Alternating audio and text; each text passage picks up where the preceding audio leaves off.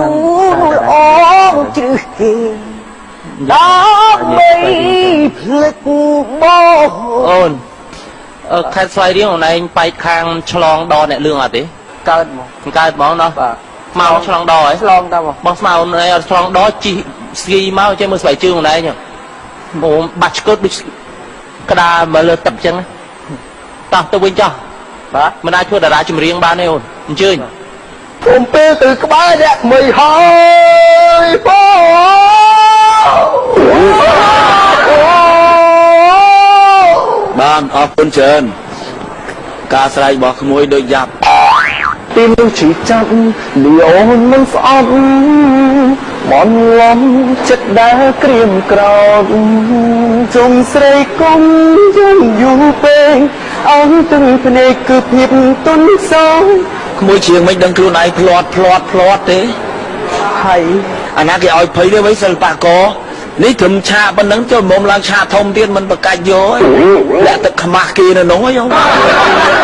មាននាងកោតធុញគ្មាននាងកោតធុញចេញនាងរត់ធុញមកបានគ្រប់នាទីដងហើមបេះដូងមួយត្រូវបានចែកជីប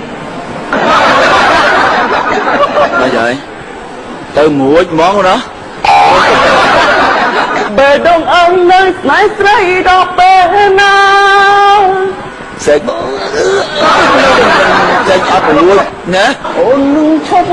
ស្រលាញ់មកបងនឹងឈប់ភ្លេចអូនត្រូវតែពេលនេះបងផងដល់ដៃថ្មីស្រីអូនផ្លាស់ចិត្តដល់ទីក្បត់ផិតទ្រូងបងចុកឈាមគ្មានឡើយ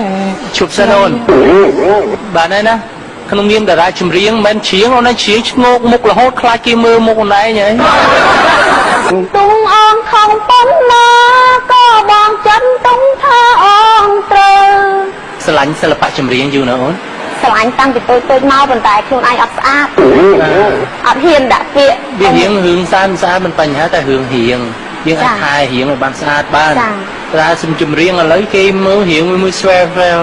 មិនចឹងទេបាទខំតិចបើស្រឡាញ់ណាចា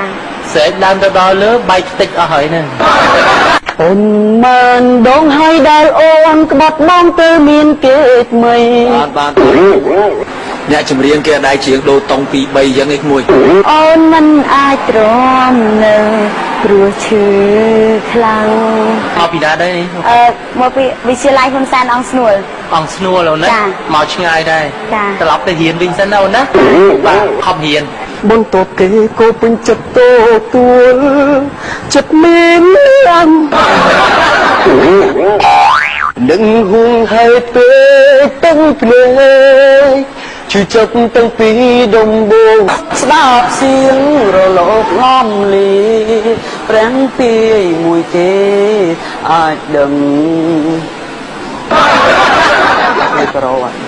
សប្ងៃអូនរៀនទីម៉ានដែរទី